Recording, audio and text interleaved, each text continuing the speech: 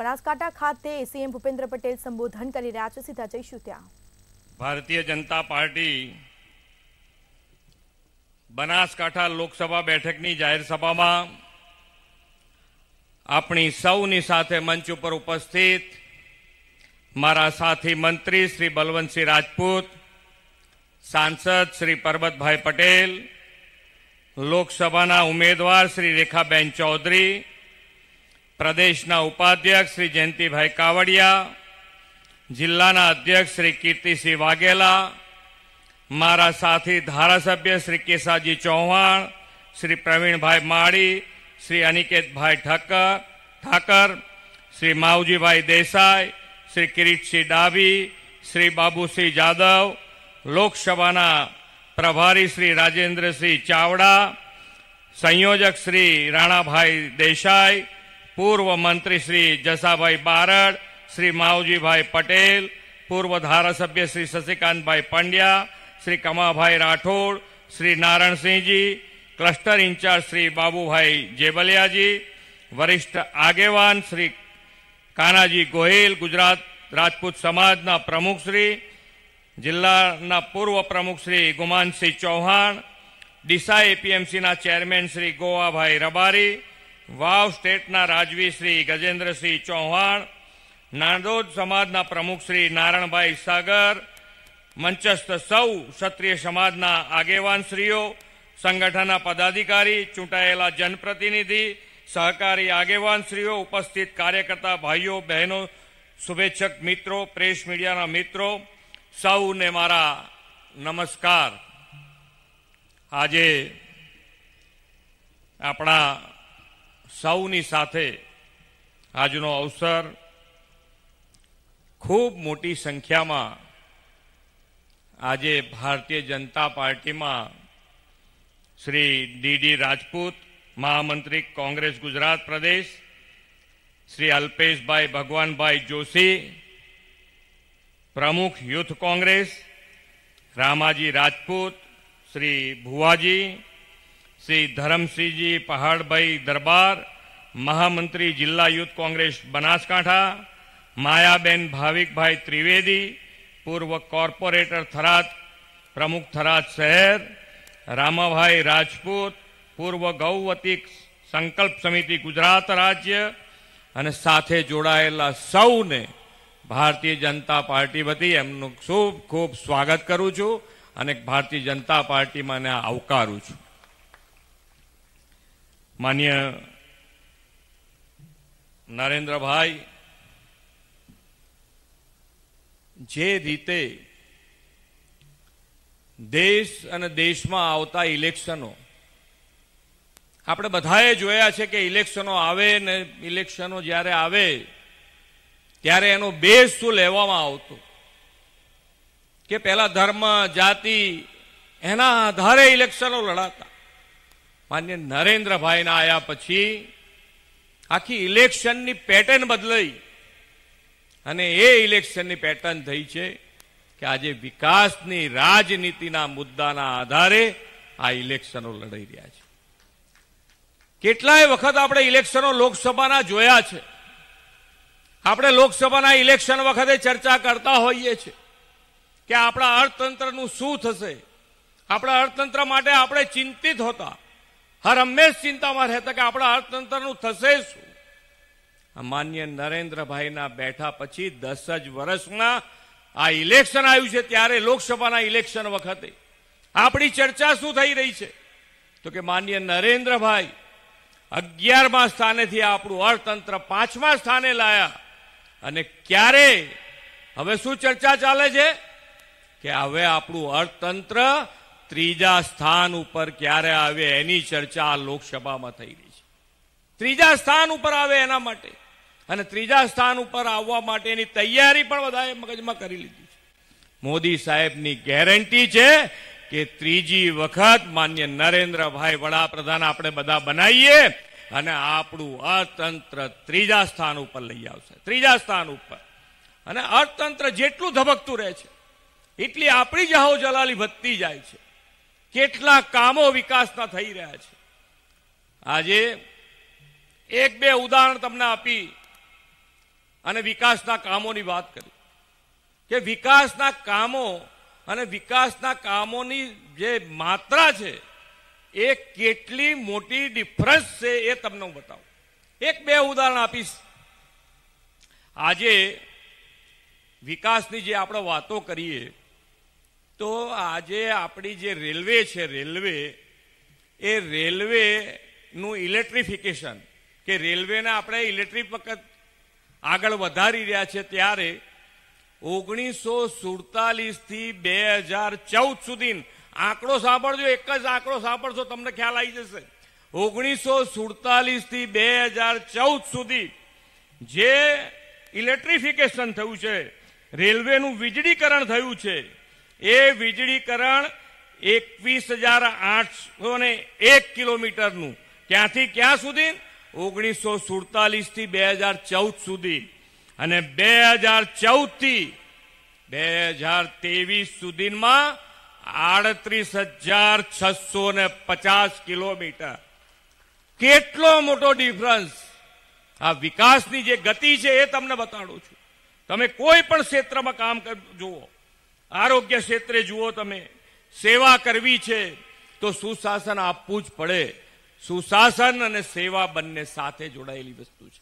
સુશાસન કેવી રીતે આપી શકાય? આજે દરેકે દરેક ક્ષેત્રે આપણે જોતા હોઈએ કે હેલ્થનું સેક્ટર જોઈએ, ગામે ગામ હેલ્થ સેન્ટરો બન્યા છે, પણ ક્યાંક હજુ પણ બૂમ આવે છે. શેની બૂમ આવે છે? તો કે ભાઈ ડોક્ટરો નથી. ડોક્ટરો ત્યાં ગામડે જવાની ક્યાંક તૈયારી નથી બતાવતા, અથવા તો ડોક્ટરની સંખ્યા ઓછી છે. પણ તમે જુઓ કેવી રીતે થાય, ક્યાંથી થાય, ડોક્ટરો લાવે ક્યાંથી? પહેલા અહીંયા આગળ માન્ય નરેન્દ્રભાઈ જયારે ગુજરાતમાં એ સીએમ બન્યા ત્યારે 1375 મેડિકલ સીટો હતી. 1375. માન્ય નરેન્દ્રભાઈએ એની અંદર વધારો કરી અને એ દિશામાં આપણે આગળ વધી રહ્યા છે. ત્યારે આજે 7,000 સીટો છે. 7,000 સીટો આપણે મેડિકલની કરી છે. અને આ ડોક્ટરો જેટલા વધતા જશે એટલી જ આપણી સમસ્યાઓ અંત તરફ આપણે જતા રહ્યા છે. 2 કે 3 વર્ષમાં પૂરી કોઈ જગ્યાએ ડોક્ટરની તકલીફ ન હોય એ રીતનું આયોજન. અને આજે અહીંયાની વાત નહીં, આપણા દેશમાં પણ એવી પરિસ્થિતિ છે. આજે 51,348 બેઠકો હતી, એ આ 10 જ વર્ષમાં વધારીને 1,01,443 બેઠકો માન્ય નરેન્દ્રભાઈએ કરી છે. એવી જ રીતે દરેકે દરેક ક્ષેત્રે માન્ય નરેન્દ્રભાઈએ જે વિકાસની ગતિ પકડી છે, એ વિકાસ કેવી રીતે આગળ વધી શકે અને આ વિકાસ કરવા માટેનું આયોજનબદ્ધ કેવી રીતે આગળ વધાય છે. એક ઉદાહરણ તમને કે ભાઈ આજે આવક તો જોઈએ કે ભાઈ આપણે વિકાસ કરવો છે તો વિકાસ માટે પૈસાનું આયોજન. અને પૈસાનું આયોજન કેવી રીતે? તો આજે એક ટેક્સ આપણે કરી દીધો, જીએસટી, એક જ ટેક્સ, અને વન ટેક્સ વન નેશનના આધારે આ માર્ચ મહિનામાં આપણી જીએસટીની આવક ભારત દેશની કેટલી છે ખબર છે? 1.78 લાખ કરોડ રૂપિયા એકલી માર્ચ મહિનાની આવક છે. માર્ચ મહિનાની આવક છે. અને ત્યારે આ બધા કામો થઈ રહ્યા છે. ગુજરાતની પરિસ્થિતિ, ગુજરાતમાં પણ અત્યારે આપણે ખૂબ સારા આયોજનબદ્ધ રીતે આપણે આગળ વધી રહ્યા. મજબૂત પાયો અહીંયા આગળ માન્ય નરેન્દ્રભાઈએ ફાઇનાન્સનો નાખ્યો છે અને એના કારણે આજે આપણે ખૂબ સરળતાથી આગળ વધી રહ્યા. 2000ની સાલમાં આપણું બજેટ કેટલું હશે ગુજરાતનું? અહીંયા ઘણા બધા વડીલો બેઠા છે. આપણા ગુજરાતનું બજેટ હશે લગભગ 15,000 થી 20,000 કરોડની વચ્ચે. 2000ની સાલની જ વાત કરું છું. 16,000 કરોડ. આ 16,000 કરોડ આજે 2000 પછી 2024માં આપણે ઐતિહાસિક બજેટ ગુજરાતનું રજૂ કર્યું છે. 3,32,000 કરોડ રૂપિયાનું બજેટ આપણે આપ્યું છે. નાણાકીય વ્યવસ્થાપનમાં પણ નીતિ આયોગ પ્રમાણે ગુજરાત નંબર 1 પોઝિશન ઉપર છે. તમે જે કામ કહો એ કામ કરવાની તૈયારી છે. કેવી રીતે થઈ શકે? એ આયોજનબદ્ધ રીતે તમે આપો એટલે તમારું કામ. તમે ત્યાંથી બોલો અમે અહીંયાથી કામ કરવાની તૈયારી છે. અહીંયા આગળ મને કીધું કે ભાઈ અહીંયા આગળ કેવી રીતનું કામ થયું છે. તમારા ત્યાં આગળ તળાવ ભરવાની વાત હતી. બાકી તો જે પાણી નર્મદાનું પાણી મળે છે એ બધાને મળે જ છે. એના માટે જ્યાં લાઈનો બાકી હતી એ લાઈનો અમે મંજૂર કરી દીધી છે. એ નાખવા માટેની પણ એનો આયોજન નહીં, એ કામ ચાલુ થઈ ગયા છે. એની સાથે સાથે આ તળાવ ભરાવાની લિમિટ આપણે દૂર કરી દીધી અને આ તળાવ ભરવાની લિમિટ દૂર કરી એનું કામ ચાલુ કરીને પાઇપો ઉતરી ગઈ છે. મને એવું હમણાં કહેતા હતા 1400 કરોડ રૂપિયાનું આ કામ છે. 1400 કરોડ રૂપિયા. કોઈ તળાવ ખાલી ના રહે. નર્મદાના પાણી જ્યાં ભરાતું હોય ત્યાં ભરવાની અમારી માનસિકતા છે. કામ કરવું છે, કામ કરવાની પદ્ધતિ છે. આપણી પાસે દિશા દર્શન, આપણી પાસે નેતૃત્વ છે. માન્ય નરેન્દ્રભાઈ અમિતભાઈનું નેતૃત્વ છે આપણી પાસે. આજે આમ આપણે ધંધો રોજગાર કરતા હોઈએ, ધંધો રોજગાર કરતા જઈએ ને તો આપણે ધંધા માટે, આપણા મકાન માટે ક્યાંક લોન લેવા ગયા હોઈએ, આપણી પાસે બધી જ વ્યવસ્થા હોય, બધી જ વ્યવસ્થા હોય. આપણી પાસે સાક્ષી છે, એને ગીરો મૂકવાનું કાગળ છે, બધું કાગળ હોય તોય બેંકવાળા થકવાડી દે છે ને, તોય બેંકવાળા થકવાડી દે. તો આ નાના માણસો માટે કોની ગેરંટી, ક્યાંથી લાવવાની? આ બધા માટે એક અને માત્ર એક ગેરંટી માન્ય નરેન્દ્રભાઈ. અને નરેન્દ્રભાઈએ મુદ્રા યોજના થકી કરોડો રૂપિયાની લોન આ યુવાનોને અને મહિલાઓને આપી છે. આજે નાના વેપારીઓ જેની પાસે રેકડી છે, ચાની કીટલી છે, શાકની લારી છે, પીએમ સ્વનિધિ યોજના અંતર્ગત એ લોકોને પણ લોન મળી છે. કોઈ ગેરંટી નહીં એમની, ફક્ત અને ફક્ત ગેરંટી માન્ય નરેન્દ્રભાઈ. અને એ ગેરંટીના આધારે આજે એ લોકોને 10,000ની લોન, 10,000માંથી 20,000ની લોન, 20,000માંથી 50,000ની લોન આજે દરેકને મળી રહી છે. એક જ ગેરંટી ઉપર, માન્ય નરેન્દ્રભાઈની ગેરંટી. આપણે ઘણી વખત કહીએ છીએ કે અત્યારે ટેક્સની આવક વધવાનું કારણ શું? તો આપણે પહેલા બધા કેટલાય ગોટાળાની વાત આપણે સાંભળી છે. અને આજે શેની ચર્ચા થાય છે? તો કે ભાઈ આજે કયા ગોટાળાવાળાને સજા થઈ એની ચર્ચા થાય છે.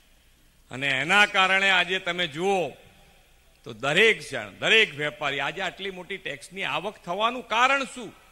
તો કે ભાઈ આજે આવક થઈ રહી છે એનું કારણ વેપાર ધંધા વ્યવસ્થિત રીતે ચાલી રહ્યા છે. વેપાર ધંધાને જોઈતી દરેક સગવડ સરકાર પૂરી પાડી રહી છે. રોડ રસ્તા હોય, લાઇટ હોય, પાણી હોય, દરેકની વ્યવસ્થા જ્યારે વેપારીને મળતી હોય, કોઈ જાતની કનડગત ના હોય, ત્યારે આ ધંધા રોજગારમાં આટલા ટેક્સ લોકો ભરે. અને એ ટેક્સ ભરે છે ત્યારે આપણું આ અર્થતંત્ર ખૂબ ઝડપથી આગળ વધી રહ્યું છે. દરેક જણ આગળ વધવા માટે, દરેક જણ સાથે મળીને આગળ વધે એના માટે 10 વર્ષનો હિસાબ છે જ. 10 વર્ષનો હિસાબ છે. દરેક સેક્ટરમાં આગળ વધ્યા છે. પણ સાથે સાથે ઇલેક્શન આવે એટલે બેરોજગારીની વાત હોય ને હોય જ. બેરોજગારીમાંથી દૂર થવાની, બેરોજગારી દૂર કરવા માટેની કોઈ વાત ન કરે. માન્ય નરેન્દ્રભાઈએ 2003માં જે વાઇબ્રન્ટ શરૂ કર્યું, હમણાં અહીંયાથી અમારા મંત્રી શ્રી કહેતા, જે વાઇબ્રન્ટ 2003માં શરૂ કર્યું, અને 2003માં જ્યારે વાઇબ્રન્ટ શરૂ કર્યું ત્યારે દેશ અને દુનિયા માટે વેપારી અહીંયા ગુજરાતમાં આવે અને ગુજરાતમાં વેપાર ધંધો કરે એના માટેનું પ્લેટફોર્મ 2003માં પૂરું પાડવું. અને એનો ફાયદો શું થયો? તો આજે અમે 10મી કડી પૂરી કરી. અને આ 10મી કડી પૂરી કરી ત્યારે આજે દુનિયાની 500 જે મોટી કંપનીઓ છે એ 500 મોટી કંપનીઓમાંથી 100થી વધારે ગુજરાતમાં કામ કરી રહી છે. 100થી વધારે ગુજરાતમાં. અને એના કારણે રોજગારી વધી રહી છે. આજે દેશમાં સૌથી વધારે રોજગારી આપતું કોઈ રાજ્ય હોય તો એ ગુજરાત રાજ્ય છે.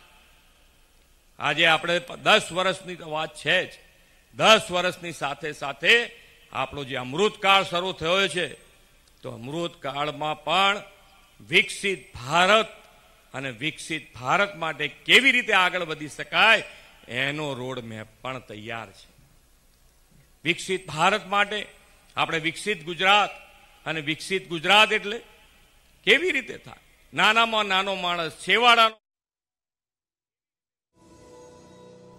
તો સીએમ ભૂપેન્દ્ર પટેલે સંબોધન કર્યું. મુદ્રા યોજનાથી કરોડો રૂપિયાથી લોનની યુવાનો સુધી પહોંચી છે. સાથે જ વેપાર ધંધાને લગતી દરેક વ્યવસ્થા સરકાર પૂરી પાડે છે। તો અત્યાર સુધી જે પીએમ મોદી વિકાસના કામો કર્યા છે તેને લઈને વાત કરી છે। દરેક ક્ષેત્રે વિકાસમાં આયોજન કરવામાં આવ્યું છે।